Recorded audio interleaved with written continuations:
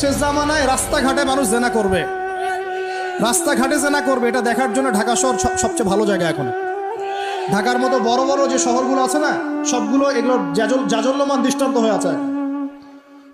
রাস্তাঘাটে মানুষ জেনা করবে। মেয়েকে পড়তে পাঠিয়েছেন, টিউশন দিয়েছেন, ওই টিউশন দিয়েছেন, টিচারের সাথে অবৈধ সম্পর্ক করা শেষ। কোনো জায়গায় টিচারকে বাসায় নিয়ে আসছেন, বাসায় এসে আমার মেয়েকে পড়ায় যান। কত বড় বুদ্ধিমান পিতা আপনি! হ্যাঁ, অলরেডি দেখবেন তার সাথে তার ঘটনা ঘটা শেষ হয়ে গেছে।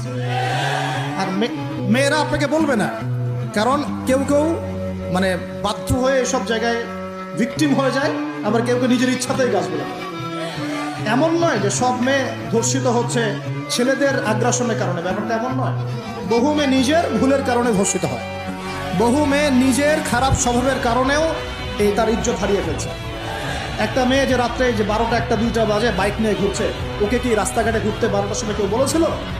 এখন যদি এই 2টা 3টা ছেলে মিলে ওকে ধর্ষণ করে, দোষটা কি ছেলেটার হবে না মেয়েটার দোষ নাই? এখানে মেয়ের বাবার দোষ নাই, মেয়ের ফ্যামিলির দোষ নাই। তাহলে আমরা শুধু কেন ছেলেদের দিকে ফোকাস করি কেন? ছেলে তো অপরাধী, ছেলে তো অপরাধ করেছেই, ছেলের তো বাপ আগেই মরে গেছে। ছেলের বাপ যদি বেঁচে থাকতো তাহলে ছেলেকে তো আদব কায়দা শেখাতো।